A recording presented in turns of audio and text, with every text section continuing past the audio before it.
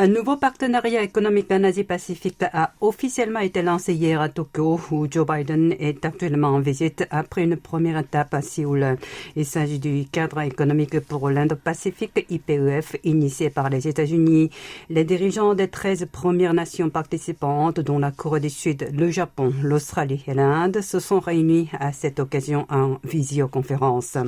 Le président sud-coréen a fait état des enjeux du dispositif, affirmant alors que la coopération internationale est nécessaire pour faire face aux défis mondiaux comme la refonte de la configuration de la chaîne d'approvisionnement et le changement climatique, entre autres. Yoon Suk-yeol a alors évoqué le fait que son pays a connu une croissance et un développement rapide sur la base d'une démocratie libérale et d'une économie de marché, avant de promettre de partager cette expérience. Il a ainsi souligné que le nouveau partenariat est fondé sur les valeurs et les normes communes.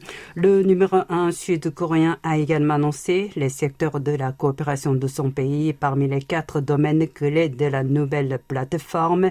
Il s'agit notamment de l'approvisionnement des produits de technologie de pointe comme le semi-conducteur, des infrastructures numériques et des énergies vertes.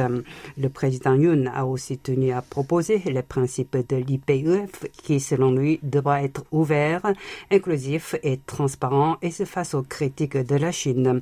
Son homologue américain a lui aussi confirmé que les États participants partageaient l'objectif de faire de l'Indo-Pacifique une région libre et ouverte pouvant donner à leurs enfants une opportunité pour une plus grande prospérité.